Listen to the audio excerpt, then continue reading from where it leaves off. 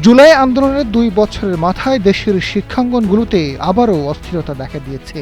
আধিপত্য বিস্তার নিয়ে ক্ষমতাসীন বিএনপির সহযোগী সংগঠন ছাত্রদল ও প্রধান বিরোধী দল জামায়াতের ছাত্র সংগঠন ছাত্র শিবিরের মধ্যে দফায় দফায় সংঘর্ষের ঘটনা এমন পরিস্থিতি সৃষ্টি হয়েছে।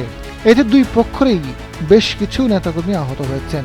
এর মধ্যে সবচেয়ে বেশি সহিংসতার ঘটনা ঘটেছে পুরান ঢাকার জগন্নাথ বিশ্ববিদ্যালয়ে। হঠাৎ এমন অস্থিরতা তৃতীয় কোনো শক্তি সামনে আসতে পারে কিনা সে প্রশ্ন জনমনে। জুলাই পরবর্তীকালে ঢাকার শিক্ষা প্রতিষ্ঠানগুলোতে রাজনৈতিক ছাত্র সংগঠনগুলোর মধ্যে বড় ধরনের কোনো সহিংসতার ঘটনা ঘটেনি। তবে জুলাই আন্দোলনের ২ বছর পূর্তির মুহূর্তে জুলাইয়ের দুই শক্তির মধ্যে এমন সংঘর্ষকে অশনির সংকেত হিসেবে দেখছেন রাজনৈতিক বিশ্লেষকরা। জুলাইয়ের পক্ষের শক্তিগুলোর বিভাজনের কারণে পরাজিত শক্তি সুযোগ নিতে পারে বলে মনে করছেন তারা। বিষয়টি নিয়ে বাংলাদেশ কমিউনিস্ট পার্টির সিপিবির সাবেক সাধারণ সম্পাদক রুহিন হোসেন প্রিন্স জানান, জুলাই অভ্যুত্থানে নানা মত পথের ঐক্যবদ্ধ আন্দোলনের মাধ্যমে একটি অগণতান্ত্রিক শক্তির পতন হয়েছিল।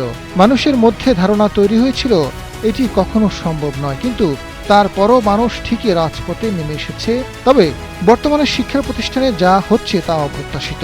জুলাইয়ের চেতনা সমুন্নত রাখতে সবাইকে দায়িত্বশীল আচরণ করতে হবে। জামায়াতের সহকারী secretary general doctor Hamidur Rahman Azad জানান, সরকার সব ক্ষেত্রে আগ্রাসী মনোভাব পোষণ করছে। এ কারণে শিক্ষাঙ্গনে তাদের ছাত্র সংগঠন বেপরোয়া আচরণ করছে, যা ফ্যাসিবাদ প্রতিষ্ঠার ইঙ্গিত। তারা যদি আবারও অপশক্তির সঙ্গে আঘাত করে, সেটা কারোর জন্যই ভালো হবে না।